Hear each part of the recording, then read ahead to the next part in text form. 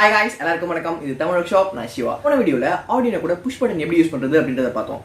அது வந்து கொஞ்சம் கஷ்டமான மெத்தட். நான் அடுத்த வீடியோல ஈஸியான மெத்தட் எப்படி பண்றது அப்படின்னு சொல்றேன் அப்படின்னு சொல்லியிருந்தேன். இந்த வீடியோல Arduinoவையும் புஷ் பட்டனையும் எப்படி ஈஸியா யூஸ் பண்றது அப்படின்றத பார்க்க போறோம். ஓகே, டைம் ஸ்பெண்ட் பண்ணாம வீடியோக்குள்ள போயிடலாம்.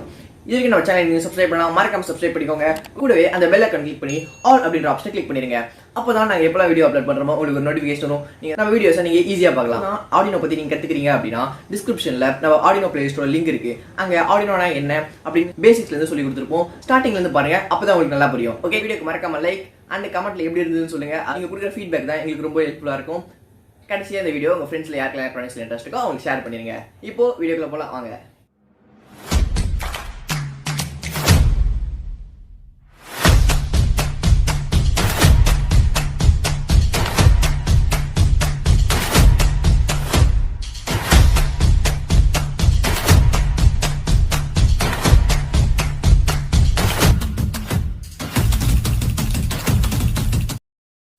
போன வீடியோவில் Arduino கூட ஒரு இன்புட் எப்படி வாங்குறது அப்படின்னு புஷ் பட்டன் வச்சு பார்த்தோம்.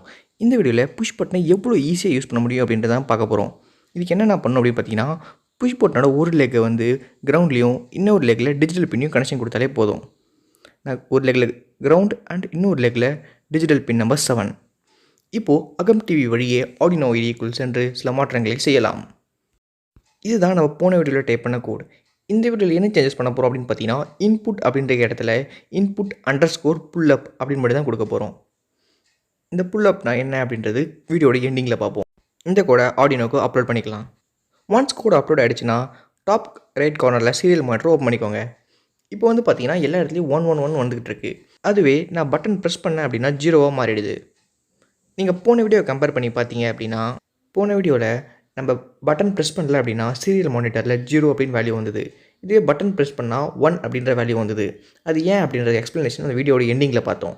இந்த வீடியோவில் பார்த்தீங்கன்னா பட்டன் ப்ரெஸ் பண்ணாத போது 1 வருது அண்ட் பட்டன் ப்ரெஸ் பண்ணால் 0 அப்படின்னு வருது. அதுக்கான எக்ஸ்ப்ளனேஷனை இப்போ பார்க்கலாம். ரெண்டுமே ஒரே Arduino ஒரே புஷ் பட்டன் தானே, அப்புறம் ஏன் வேல்யூஸ் மட்டும் மாறி மாறி வருது அப்படின்னு யோசிக்கிறீங்களா? இது மந்திரம் கிடையாது, Arduino டெவலப்பர்ஸ் செஞ்ச தந்திரம். Arduinoவோட ஒரு டிஜிட்டல் பின்லையும் இன்பில்டாகவே இந்த மாதிரி ஒரு புல்லப் ரெசிஸ்டர் கொடுத்துருப்பாங்க. எப்போது நம்ம பின் மோடில் இன்புட் அண்டர்ஸ்கோர் புல்லப் அப்படின்னு கொடுத்தோமோ நம்ம சொல்லியிருக்க டிஜிட்டல் பின் என்ன ஆகும் அப்படின்னு பார்த்தீங்கன்னா 5 வோல்ட் அப்படின்னு செட் ஆகிடும், அதாவது ஹை அப்படின்னு செட் ஆகிடும். நம்ம கேஸில் டிஜிட்டல் பின் 7 ஹை அப்படின்னு செட் ஆகிடுச்சு. அண்டு நம்ம புஷ் பட்டனோட இன்னொரு எண்டில் என்ன கொடுத்துருக்கோம், கிரவுண்டு.